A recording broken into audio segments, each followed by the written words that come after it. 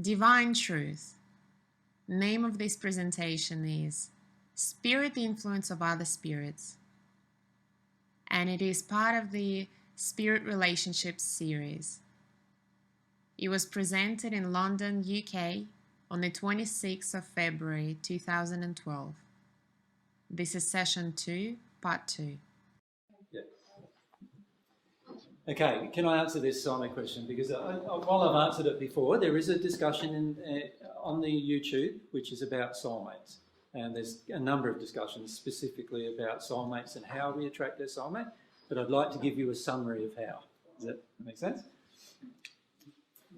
So remember, your soulmate is the other half of yourself. Not many people on earth grasp what that means. So one of the ways that you're going to be able to engage your soulmate is engage yourself.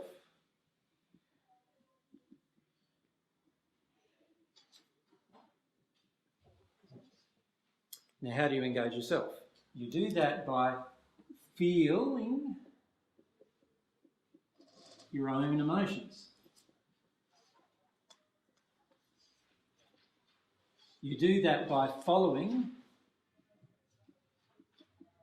your own desires.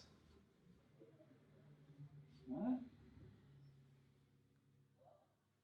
You do that by satisfying your own longings that are harmonious with love.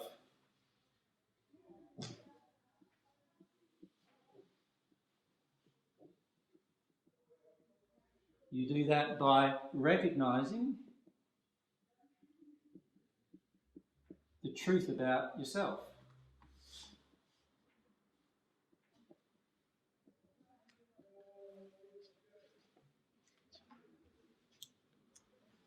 That's a pretty big one. Can you see? That's a pretty one to engage yourself. You see, most people have a longing for their soulmate and at the same time have no desire to know themselves. And do you know why? Because most of the time they want their soulmate to know them. Do you see? They want their soulmate to give them the emotions that they are not willing to give themselves. You can't find your soulmate like that.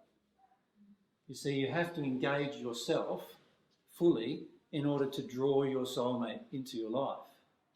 Because when you engage yourself and honour yourself and love, this is all about loving yourself. So let's put in brackets there, it's really loving yourself to do these things. When you love yourself, your soulmate is automatically feeling love from you. Do you understand that? They can automatically now feel love from you because they are the other half of yourself. So they are automatically going to feel love from you. Number 2. Heal intergender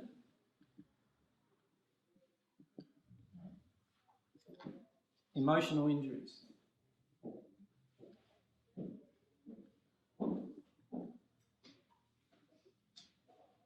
And I would put in there, and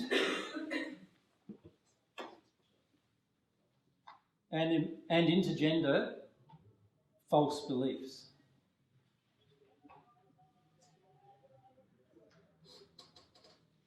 All men are bastards. That's an intergender emotional false belief. Do you understand? If you don't heal that, if your soulmate's a male, how are you ever going to attract him? He's going to feel from you straight away he's a bastard before the whole relationship begins. He might not be, but he's going to feel that. Does that make sense to everyone? Yeah? Question? Yeah? Just wait for Mike to wander down. He's locked himself up. Will my soulmate be the one that triggers all my fears and all my issues? Not necessarily. Your soulmate could trigger all of those things, certainly.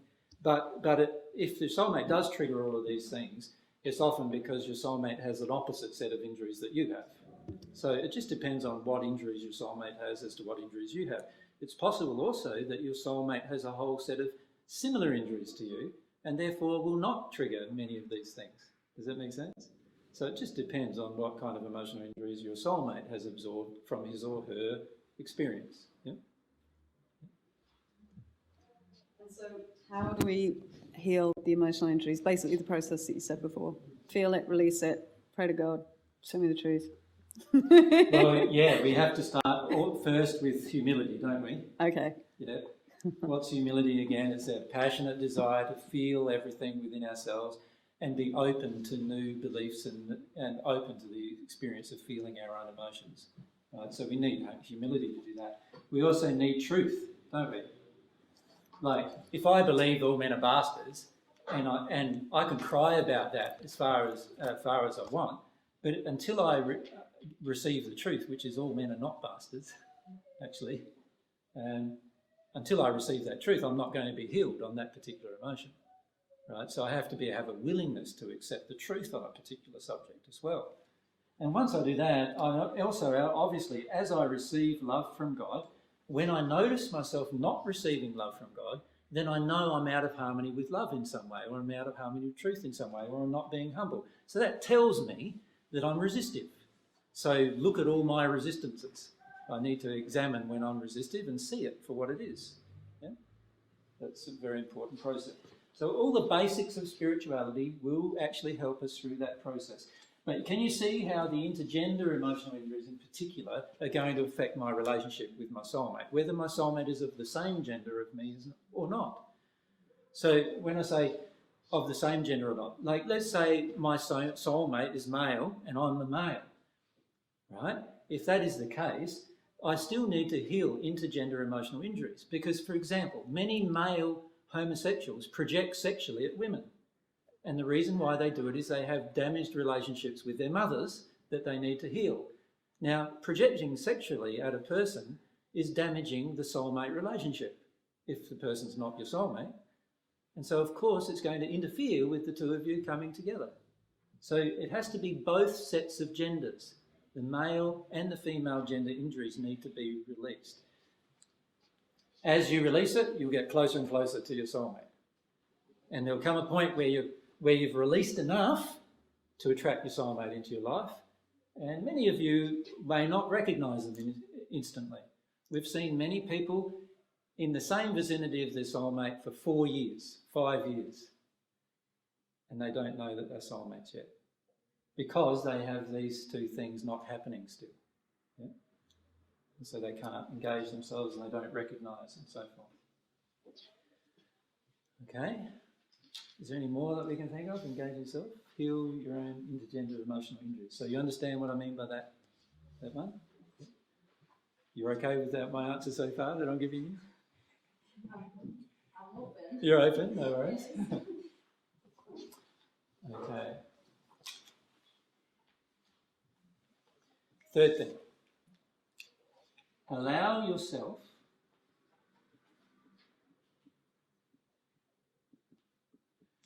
to feel your actual feelings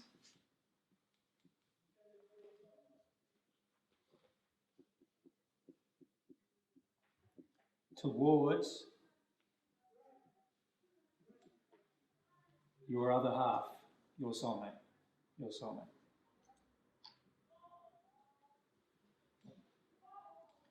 Every single person on this planet has a set of actual feelings about soulmates. By the way, many times it's very negative feelings. For example, many people do not want there to be a soulmate because many of us have grown up with the theory of there's lots of different people for you. Now, why do we grow up with that? Because it makes us feel nice and secure that we don't have to find one. Right? Many of us also have feelings like, if there's one person for me, how the hell do I ever find them? I'll be alone for the rest of my life. There's an actual feeling about my soulmate. If I don't find my soulmate, I'll be alone for the rest of my life. A feeling about my soulmate. So you need to allow yourselves to feel your actual feelings about your soulmate. What they really are, not what you hope they are. Do you understand the difference?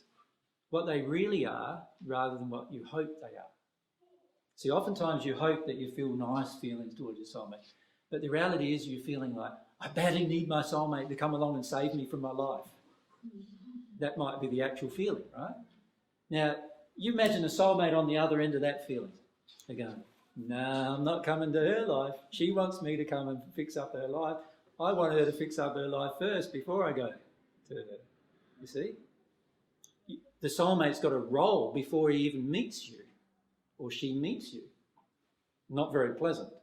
Every time you've ever been placed in a role that you've had predefined for you before you've even decided for yourself, how did it feel for you? Not very pleasant. Right? So this is where we need to feel our actual feelings towards our soulmate, not the ones we imagine we have or that we hope we have. Do you understand the difference? Many times we have a lot of hopeful emotions about our soulmate, while at the same time having quite other different emotions. Many of us have a strong neediness coming out of us, a need for another person to come and solve the problems of my life, a need for another person to come and love me, a need for another person to come and appreciate how good I am, a need for another person to come and make me feel nice feelings about myself. And I put to you that while all of those needs are present, we are rejecting, actually pushing away our soulmate. Because if you imagine that you're, for instance, having a feeling, appreciate me, that's a demand being placed upon your mate, your other half of you, to appreciate you. Is that loving, to have a demand going to another person? No. So you see, when I'm in a true state of love with my soulmate, whether I've met them yet or not, I will actually want to give them the gift of my love. And I will be totally okay with not receiving any love from them. Right? In other words, you'd be okay with meeting them and them rejecting you. Now, most people, when they meet their soulmate and the soulmate rejects them, they, for the next 20 years, are up in arms about it, right? So in other words, they didn't have an emotion of love towards their soulmate. They had an emotion of demand coming out of them towards their soulmate. So you've got to allow yourself to feel your true feelings, your actual feelings towards your soulmate. This gets back to this one, doesn't it? To do that, we've got to be humble enough to recognise what our actual feelings are towards the person we want the person we want to meet, who we believe, right, is our soulmate. But can you see that if we do not engage ourselves, passionately engage ourselves and our desires and our passions and our longings, how can we ever expect our soulmate to actually enjoy us? We can't really, can we? Because we don't even know ourselves. Right? So a key thing is going to be allowing ourselves to know ourselves. Allow me to know me. And if I engage that process completely, you will very rapidly catch up with your soulmate. Because what happens from a law of attraction perspective is your soulmate is the most sensitive emotionally than any other person on this planet or any other person in the spirit world to your emotions. Your soulmate, being the other half of you, is the most sensitive to every one of your emotions. So if you have an emotion of anger towards a male and your soulmate's a male, your soulmate is the person feeling that emotion the most. Does that make sense to everyone? The soulmate, because it's the other half of you, has the most emotional openness to all of your beliefs and all of your emotions and all of your feelings about both genders, about yourself, everything. Your soulmate is the most sensitive to you. God created them as the most sensitive to you. Later on, when you meet them and deal with some of the injuries, you will actually enjoy them being the most sensitive to you and you the most sensitive to them. But while we've got different injuries towards the opposite gender or the same gender as ourselves, our soulmate's feeling that the most sensitively. They are the most sensitive to that feeling. those feelings. Does that make sense to everyone? So unless I deal with those feelings, I might meet other men, but I'm not yet ready to meet my soulmate. Yeah? And once I feel those feelings, then I'll rapidly meet my soulmate. And it doesn't matter where your soulmate is in the world. Doesn't matter at all. Because the law of attraction between soulmate halves is the strongest law of attraction on the planet. Right? So when you engage it, it's the strongest law of attraction. You will pull them into your life. You won't have to try to pull them into your life. If you do these things, it will automatically happen. What if you think you know who your soulmate is? You went out with them like 20 years ago, Yep. big cosmic experience. You know that that's your soulmate, right? Yeah. Many people do, by the way. Right. Yeah. But like, you know, time has gone He's past. married now, got 3 kids. Married to somebody else. Right. No, got divorced already. Yeah. And what if